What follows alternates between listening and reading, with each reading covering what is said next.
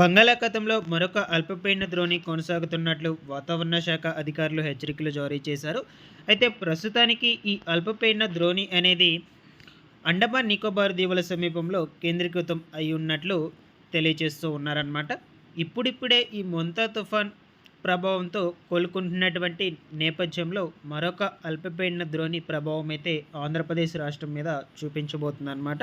So దీనికి సంబంధించినటువంటి పూర్తి సమాచారం గురించి నేను మీకు ఈ వీడియోలో క్లియర్గా ఎక్స్ప్లెయిన్ చేస్తాను. ఈ రాబోయేటువంటి అల్పపీడన ప్రభావంతో ఎక్కడెక్కడ ఏ జిల్లాల్లో ఎక్కువగా వర్షపాతం నమోదవబోతుంది, ఎప్పటి నుంచి వర్షాలు మొదలవుతాయి, ఈ వివరాల గురించి చెప్తాను. మీరందరూ కూడా తప్పకుండా వీడియోని అయితే ఎండ్ వరకు చూసి నా ఎక్స్ప్లెనేషన్ మీకు నచ్చినట్లయితే లైక్ చేసి అందరికీ కూడా షేర్ చేయకుండా అయితే వెళ్ళొద్దు. ఫస్ట్ టైం ఎవరైనా ఛానల్ని చూడడానికి వచ్చినటువంటి వాళ్ళు ఉన్నట్లయితే ఛానల్ని సబ్స్క్రైబ్ చేసుకునేసి పక్కనే ఉన్నటువంటి బెల్ ఐకాన్ క్లిక్ చేసి ఆన్లో అయితే పెట్టుకోండి. ఒకసారి టెలిగ్రామ్ గ్రూప్ను కూడా విజిట్ చేయండి, అందులో కూడా జాయిన్ అయితే అవ్వండి. డిస్క్రిప్షన్లో అయితే లింక్ పెట్టినాను. మీకు యూజ్ అయ్యే ఇన్ఫర్మేషన్ ఎప్పటికప్పుడు అప్డేట్ అయితే చేస్తూ ఉంటాను.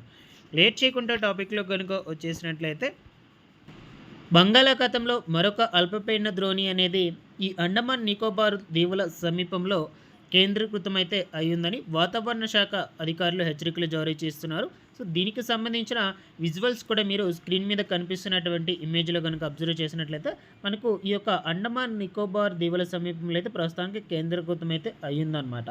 సో దీని ప్రభావం వచ్చేసి ముఖ్యంగా మన ఆంధ్రప్రదేశ్ రాష్ట్రానికి ఈ నెల 3వ తారీఖు నుంచి ఉండబోతున్నట్లు హెచ్చరికలు జారీ చేస్తూ ఉన్నారనమాట. అంటే ఈ నెల 3వ తారీఖు నుంచి ఈ మధ్యస్థ ఆంధ్రప్రదేశ్ జిల్లాలు ఏవైతే ఉన్నాయో వాటన్నిటికీ కూడా వర్షపాతం అనేటువంటిది అయితే ఒక మోస్తారు నుంచి కొంచెం భారీగా నమోదవ్వడం జరుగుతుంది ఈ నెల 3వ తారీఖు నుంచి కూడా.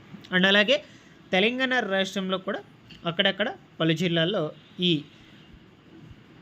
అల్పపీడన ద్రోణి ప్రభావంతో వర్షాలు అనేటువంటివి పడేందుకు అవకాశం అయితే ఉండొచ్చు. ఈ ఛత్తీస్గఢ్ కావచ్చు, సో ఆ పరిసర ప్రాంతాల్లో కూడా ఇంకొంచెం ఎక్కువగా వర్షపాతాలు అనేటువంటివి నమోదయ్యేందుకు అవకాశం అయితే ఉండబోతున్నట్లు చెప్తూ ఉన్నారన్నమాట.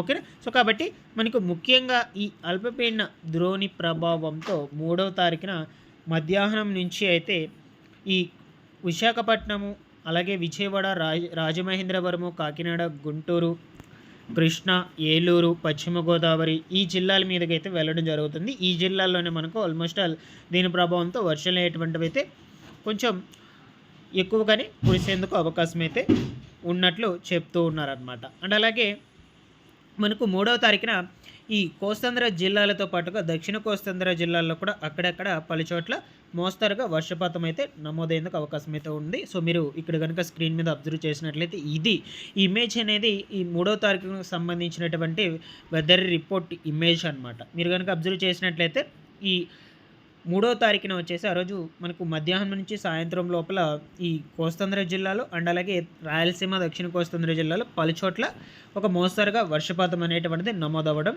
జరుగుతుంది. అలాగే తెలంగాణ రాష్ట్రంలో కూడా ఓకేనా, ఈ హైదరాబాదు, ఖమ్మము, దాని తర్వాత రంగారెడ్డి కావచ్చు, సోలాపూర్, విజయపూర్, సో ఈ యొక్క పరిసర ప్రాంతాల్లో కూడా అక్కడక్కడ ఒక మోస్తరుగా వర్షపాతం అనేటువంటిది నమోదయ్యేందుకు అవకాశం అయితే ఉండొచ్చు అనమాట. ఓకేనా. బట్ మనకు అంత భారీ ఎఫెక్ట్ అయితే మన తెలుగు రాష్ట్రాలకు ఈ రాబోయేటువంటి అల్పపీడన ప్రభావం అయితే ఉండదన్నమాట. అంత భారీ ఎఫెక్ట్ అయితే చూపించదు.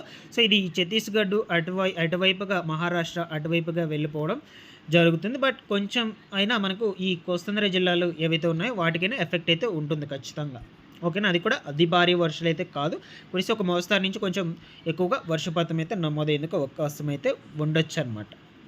సో ఈ విధంగా అయితే ఉన్నాయండి. సో మీరు ఈ స్క్రీన్ మీద కనుక అబ్జర్వ్ చేసినట్లయితే ఈ వెదర్ రిపోర్ట్ ఇమేజ్లో ఇది మనకు 3వ తారీఖుకి సంబంధించినటువంటి వెదర్ రిపోర్ట్ ఇమేజెస్ అనమాట ఇవన్నీ కూడా. ఓకేనా. ఇక రేపటి రోజున చూసుకున్నట్లయితే మనకు ఎక్కడా కూడా వర్షపాతం అనేది నమోదయ్యేందుకు అవకాశం అయితే కనిపించడం లేదు ఆంధ్రప్రదేశ్ రాష్ట్రంలో, ముఖ్యంగా ఏ జిల్లాల్లో కూడా.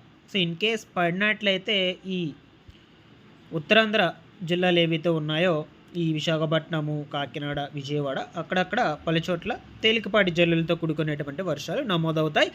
అలాగే మనకు రేపు సాయంత్రం తెలంగాణ రాష్ట్రంలో ఈ హైదరాబాద్ చుట్టుపక్కల పరిసర ప్రాంతాల్లో వర్షపాతం అనేటువంటిది నమోదవబోతుంది అనమాట. కొంచెం మోస్తరుగా వర్షాలు అనేటువంటివి అయితే పడతాయి.